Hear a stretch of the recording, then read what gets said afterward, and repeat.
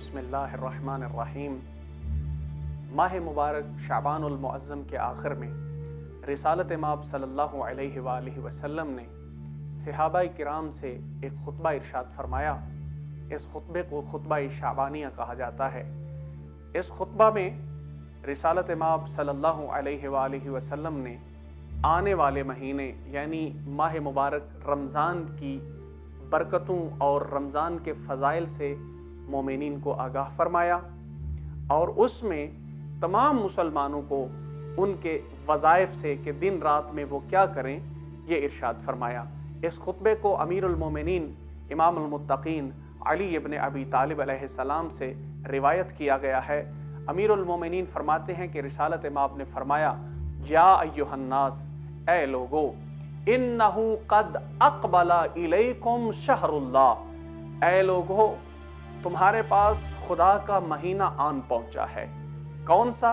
الیکم شہر اللہ بالبرکات والرحمت والمغفرہ، وہ ایسا مہینہ آن پہنچا ہے کہ جو برکتوں والا، رحمتوں والا اور خدا کی جانب سے مغفرتوں والا مہینہ ہے۔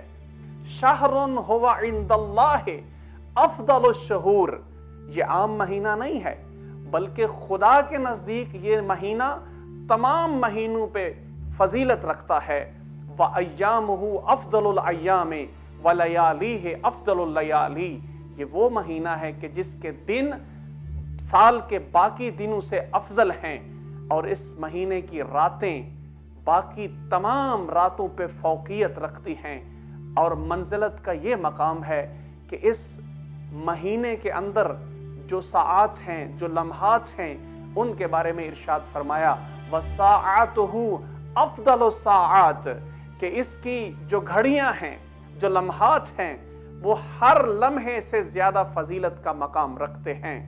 وَهُوَ شَهْرٌ دُعِيتُمْ فِيهِ إِلَى ضِيَافَةِ اللَّهِ، کتنا بابرکت مہینہ ہے۔ اس کے بارے میں ارشاد فرمایا کہ یہ وہ مہینہ ہے کہ جس میں تمہیں اللہ کی جانب سے دعوت دی جا رہی ہے۔ کون سی دعوت ہے؟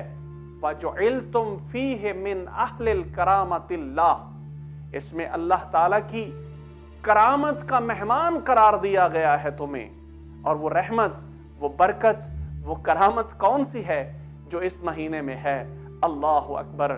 فرمایا انفاسکم فیہ تسبیح، اس مہینے میں تمہارے نکلنے والے سانس، تمہاری سانسیں پروردگار کی تسبیح شمار ہوتی ہیں۔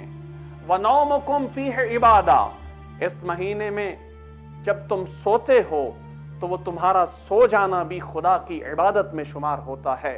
وَعَمَلُكُمْ فِيهِ مَقْبُولٌ، اس میں تمہارے اعمال مقبول ٹھہرتے ہیں۔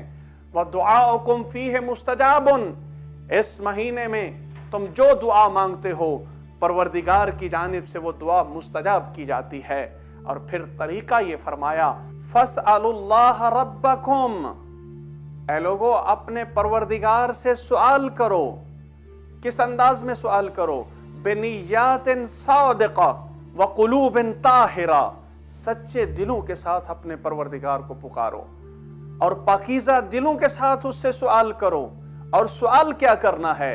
فرمایا سوال یہ کرنا ہے، ان یوفقکم للصیامہ وتلاوۃ کتابہ، کہ پروردگارہ ہمیں اس مہینے کے روزوں کی توفیق عطا فرما، اور ہمیں اپنی کتاب کی تلاوت کرنے کی توفیق عطا فرما۔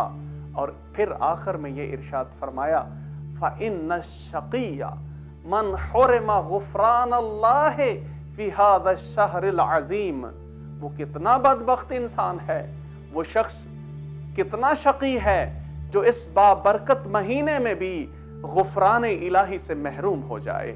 والسلام علیکم ورحمۃ اللہ وبرکاتہ۔